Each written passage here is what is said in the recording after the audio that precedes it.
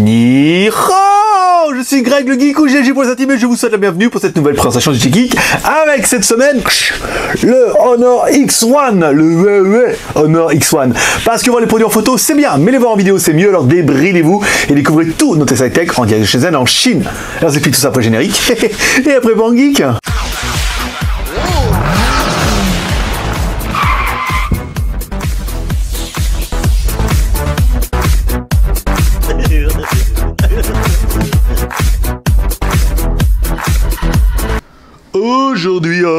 Aujourd'hui on va tester le X1 en version ROM internationale. En fait, c'est un téléphone qui est arrivé déjà depuis un petit moment en Chine, mais qui a tardé à arriver dans sa version internationale. Donc là, on est content, on a enfin ce téléphone dans sa version, et ça fait plutôt plaisir. Alors, on va attaquer tout de suite par le contenu de la boîte. Donc, dans la boîte, on va retrouver... Alors, pas de kit piéton pour ce coup-là, on va retrouver un câble USB micro USB, voilà, de marque bien sûr. Ensuite, on va retrouver un chargeur secteur avec un embout américain qui vous sera livré chez nous avec un adaptateur français-US, donc un bon gros chargeur 2 ampères, voilà, c'est marqué dessus, ça c'est plutôt pas mal. Ensuite, dans la boîte, il n'y a rien d'autre, après le manuel et enfin la petite épingle qui va bien, qui vous permettra en fait de sortir soit ici la micro SD, oui, parce que le téléphone à micro SD, ça c'est plutôt pas mal, et de sortir sur ce côté là l'emplacement pour mettre la carte SIM ici avec un rack au format micro SIM. Donc au niveau de la présentation de l'appareil, c'est du gros téléphone, du bon gros téléphone comme vous allez, mais c'est un écran 7 pouces et le téléphone il est juste magnifique. En fait il est en aluminium à l'arrière, il est en aluminium sur les côtés, vous voyez, avec le dessus et le dessous blanc.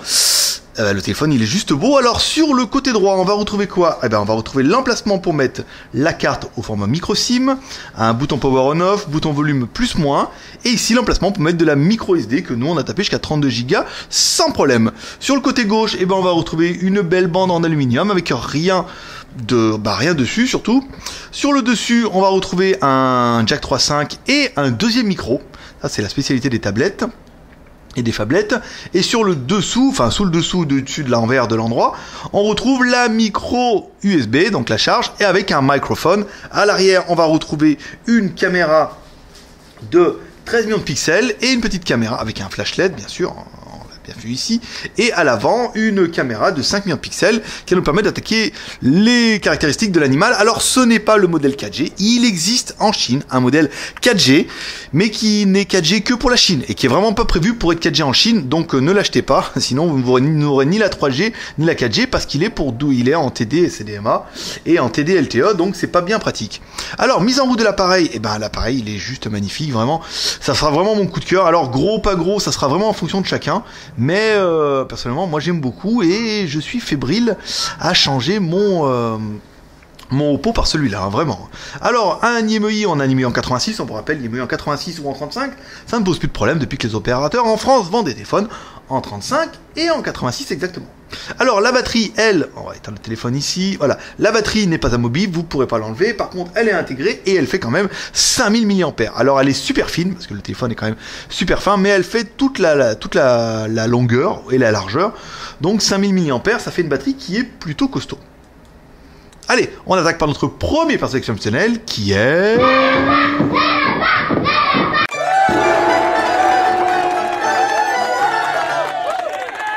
Antutu qui va nous donner le score de l'animal. Attends, un score de l'animal qui nous est impatient de tester à 21 958. Alors, qu'est-ce qu'on a dedans? Alors, c'est bien X1, donc il est sous la ROM Android 4.2. On a un processeur, un i-Silicom, un 910. Alors le i-Silicom 910 c'est quoi? C'est un 4 fois 1 Go 6, donc c'est à peu près l'équivalent d'un MT6589 Turbo. Ici, donc le GPU c'est un Mali 450. Donc c'est bien, après ce qu'on a vu. L'écran par contre c'est du Full HD. La caméra c'est une 13 millions de pixels, donc là très jolie. La ROM, alors c'est un 2 Go de RAM, 16 Go de ROM, plus la micro SD. Tout bien, parce que là vraiment la micro SD, ça aurait été le truc qui aurait choqué un petit peu, en disant, pas de micro SD. Non, là vraiment, le téléphone il a tout, et c'est plutôt sympa. Voilà, donc là, pas de bouton home, ouais, c'est un peu les nouveaux téléphones Android, c'est comme ça, il faut lever ici, hop, et revenir sur le bouton home. On va tester le CPU identifieur, ici, qui va donner, hop là, on va donner un petit peu le score de ce CPU, Silicom. c'est vraiment les processeurs de chez Huawei. En fait, c'est les rares fabricants qui ont également leur CPU. Ils sont pas nombreux à les avoir, mais voilà, Huawei a ses propres CPU. Certains autres usent les Mediatek, usent les Qualcomm ou les Snapdragon. Et ben après, là voilà, avec celui-là. Alors le score 17 452. Bon, c'est un bon petit score de CPU. C'est pas mal. Allez, on va attaquer notre deuxième personne exceptionnelle, qui est... Hi, boys and girls. Maître le pouce, l'homme à la mèche. Alors là, l'homme à la mèche, il va falloir qu'il déploie toute sa puissance, parce qu'alors avec un animal comme ça, je veux dire, il va falloir au moins 15 pouces pour le déplier. Alors on éteint l'écran, histoire de pas l'abîmer. Ici, donc on a un écran de voilà, 7 pouces, un bon 7 pouces, hein. Quand même il est juste énorme, hein. La taille, alors on a un téléphone qui fait 183 à peu près, la largeur, on a un peu plus de 10 cm, 10 cm et demi, c'est pas mal. Ensuite on va regarder l'épaisseur. Là, l'épaisseur, c'est vraiment le gros intérêt du téléphone, il est super fin, vraiment, c'est très agréable. 8,3. Vous voyez, on a un téléphone qui fait moins de 9 cm, et c'est vrai que quand on a la prise en main, on a vraiment l'impression d'avoir un gros iPhone. Voilà, un gros iPhone 4 parce que la qualité est semblable, mais après il est vachement gros, et si iPhone devait sortir un 6 pouces, il ressemblerait à ça, malheureusement. On va prendre le poids un petit peu, parce que là c'est intéressant, donc on va prendre notre balance à sheet, qui peut servir aussi à d'autres applications, vous n'êtes pas obligé de peser les téléphones, bien sûr. Alors, on prend là... 249 grammes, c'est pas énorme, c'est pas énorme pour un téléphone qui est en aluminium. En fait, comme on a une grande surface, en fait, ça se dispose un petit peu sur toute la surface, donc on a un téléphone qui est plutôt compact. Alors on va essayer ici, on va aller regarder un petit peu la mémoire disponible. Donc là, on voit bien que le téléphone est tout en français. Et là, ça fait plaisir parce qu'on n'a pas l'habitude d'avoir un petit peu comme ça. Alors, des stockages. Alors ici, on va regarder un peu la mémoire tout de suite. Donc on a bien un téléphone qui fait 16 Go. Ici, donc là, vraiment bien l'espace stockage, mémoire interne, il nous reste 16 Go, 12 Go 31 pour installer toutes vos applications, il reste 10 Go 1, c'est pas mal, pour installer toutes vos applications, vos musiques, vos MP3, c'est pas mal, vous pouvez tout installer, la mémoire est directement accessible et disponible, c'est pas mal. Alors maintenant, on va essayer de trouver par dépit les applications, alors ne pas déranger, appli partagée, gestionnaire de démarrage, gestion de location, sauvegarde, gérer les applications ici. Les applications en cours. Donc sur un téléphone qui fait 2 Go de RAM, 619 sont utilisés avec toutes les applications. Vous voyez, il n'y en a pas énormément et pourtant ça consomme pas mal de RAM et il reste 794 de libre. Donc on a bien un téléphone qui fait 2 Go de RAM, 16 Go de ROM et ta ROM qui peut chausser au moins du 32 en micro SD. Et je suis convaincu qu'on peut aller au moins jusqu'en 64 Go. Et là, ça sera plutôt pas mal. Alors ensuite, on va attaquer la technique avec Z-Device. Ici. Les vérifier. Alors c'est vrai qu'on avait l'impression, même moi, que c'était un test qui était devenu un peu inutile. Et Doggy m'aura confirmé qu'en fait c'est pas si inutile que ça parce que le compas ne marche pas à tous les coups.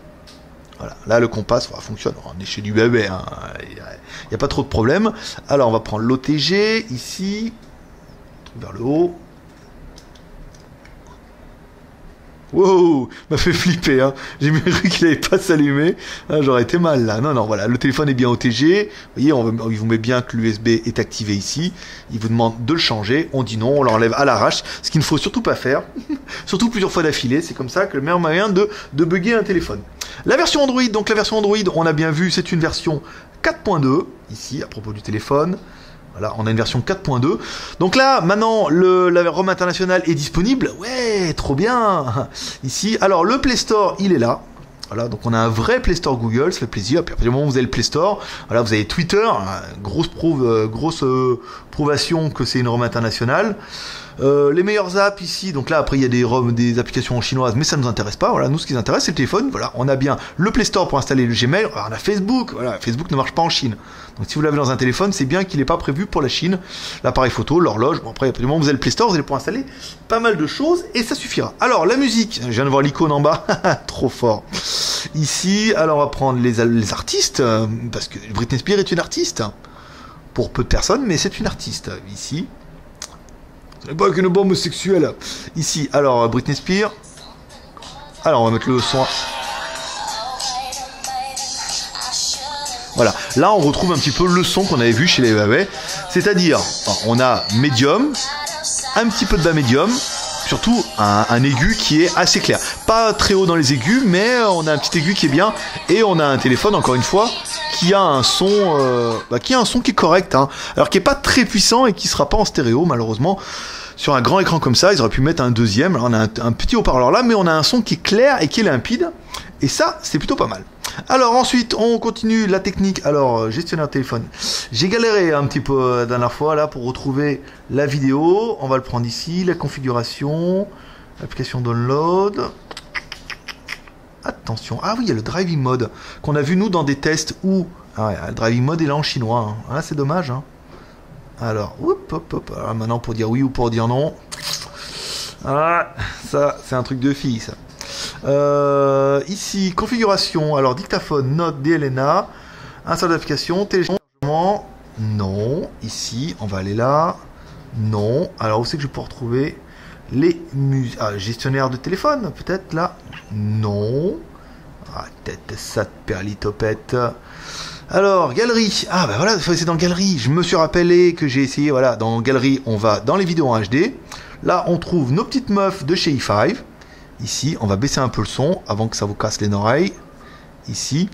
Donc, en haut et en bas, on a bien les noirs profonds. Aïe, aïe, aïe, aïe, aïe. Avec un écran qui est juste sublime.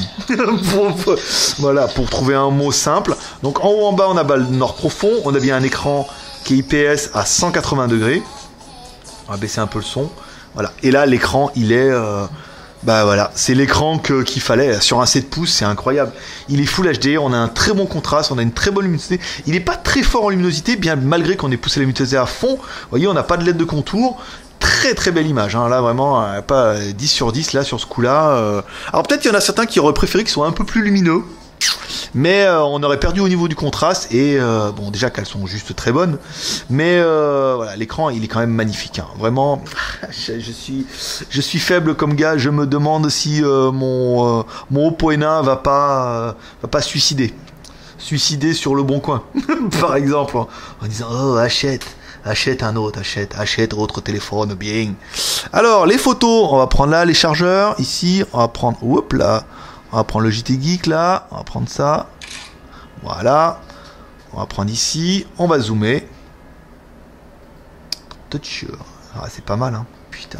Alors ensuite, on va regarder un petit peu la résolution de l'animal. Ici, là, on peut regarder les photos. Donc là, l'application photo, 13 millions de pixels. Les vidéos en haute qualité, en Full HD. Ici, autre. Et tout ce qui va bien. Et comme toujours, vous allez découvrir sur vos ébahis deux photos.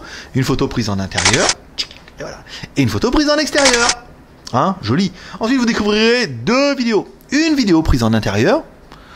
Calmement. Voilà, joli. Et une vidéo prise en extérieur. Comme toujours. Voilà. Parce qu'il faut voir l'extérieur un peu. Il faut vous faire voir qu'il fait pas super beau en ce moment. C'est intéressant. Le GPS. Alors, comme toujours, on a fait le GPS avec le J-Device en pleine nuit parce que c'est là où on a les plus beaux effets. Et ben, on a une détection qui est bien, qui est pas incroyable. Une détection entre 5 et 10 secondes. Ce qui est tout à fait honorable aujourd'hui pour un GPS. On n'en demandera pas beaucoup plus à l'appareil. Alors ensuite, si on doit comparer celui-là avec les tailles, ça va être dur, hein, à moins qu'on sorte une tablette. On va comparer avec le Note, qui est le plus gros des téléphones du marché actuellement. Voilà, il lui met sa mère. Hein. En taille, voilà, c'est 7 pouces. Hein. Par contre, en finition aussi, il le démonte. Parce que là, voilà, là on est sur de l'aluminium. Donc vous voyez, par rapport à un Note qui quand même, la finition est pas mal, mais pas incroyable, et le Huawei, lui... quand même, voilà, il est juste beau, il n'y a pas à dire, quand même très très bel appareil, très très bien fini, je craque. Plus je fais le test, plus je craque. Alors, Wi-Fi c'est fait, on va aller sur internet ici, pour voir un petit peu, donc là pour aller sur internet, il n'y a pas trop de problème. Wow. L'écran, magnifique, les touches, parfait. Je veux dire, vous n'avez pas moyen de vous tromper, sauf moi quand je regarde pas les touches. JT Geek, comme ça, voilà, là on a un écran qui est conséquent. On peut bien appuyer sur tous les boutons, c'est trop bien. Il est trop bien. Vraiment, c'est le téléphone qu'il faut pour travailler. Il n'y a pas à chier. Parce que, voilà, non, vraiment bien. Après, si vous mettez en panoramique, alors, incroyable, pour taper avec les boutons, je veux dire, vous n'arrivez même pas à toucher vos deux doigts. Mais ça, c'est un autre problème. Alors, ça nous permettra d'attaquer les plus et les moins de l'animal. Alors, pour nous, on a bien aimé l'écran 7 pouces en Full HD, il est magnifique. Processeur quad-core de 4.1 Go 6, c'est parfait. 2 Go de RAM, 16 Go de RAM, plus la micro SD. C'est exactement ce qu'il me fallait. La caméra, 13 millions de pixels à l'arrière, 5 millions à l'avant. Il fait des super belles photos en plus. C'est exactement ce qu'il me fallait. Il a Wi-Fi, Bluetooth, c'est bien. Il est compatible 3G 900 MHz. Oui, en France, 3G 900 2100. C'est exactement ce qu'il te fallait. Il est fin. Et en fait, il est plutôt léger par rapport à l'animal. Il a une batterie de 5000 mAh, ça veut dire que là, vous allez durer 3 jours sans problème avec un téléphone comme ça. Et ensuite, il n'est pas excessivement cher avec un prix à 269 €. Ah, même avec les frais de port et la douane, ça vous fait quand même un très très bel appareil avec une ROM internationale qui... C'est le téléphone qu'il me fallait, je vous ai dit. Alors les points négatifs, oui, on en a trouvé quand même un petit peu parce qu'il faut jouer les casse-couilles. Point négatif, pas de batterie amovible, ça c'est un petit peu dommage. Certains vont le trouver un peu gros, et ils auront pas tort, parce que là à l'oreille quand même c'est un téléphone de 7 pouces, c'est un peu animal. Pas de 4G, forcément, parce que alors, pas de 4G, oh, c'est inadmissible, non, pas de 4G encore pour les smartphones chinois. Ensuite, qu'est-ce qu'on a noté d'autre? Le son qui est quand même pas incroyable pour un animal comme ça. Là, pour aider les vidéos, c'est vrai qu'il faudra mettre avec le casque si vous voulez de la stéréo. Et ensuite, il est pas dual SIM, c'est un petit peu dommage, hein. Mais bon, après, c'est pour le truc parce que en l'état, moi, il me convient plutôt pas mal. Voilà mes petits geeks, c'est tout pour aujourd'hui. Si vous aimez cette vidéo, comme toujours, vous pouvez nous encourager avec 3R, le R de share en partageant cette vidéo sur les réseaux sociaux. Vous pouvez partager sur Facebook, sur Twitter, sur Google+, le R de commentaire, nous laissant un commentaire pour nous dire ce que vous pensez de cette vidéo, par exemple, et le R de pouce en l'air, parce que ça fait toujours plaisir. Voilà, c'était Greg le geek, ton pote chinois, le blogueur high-tech qui vous fait des tests live dans des chaînes en Chine et qui vous lâche un petit pep. Non, pas comme ça. Allez, paix et prospérité. À demain. Bye bye. Eh dis donc, t'as aimé cette vidéo? Eh ben écoute, tu peux en retrouver un autre test smartphone ici. Tu peux également retrouver un autre test high-tech ici. Et si c'est pas encore fait, tu peux t'abonner ici.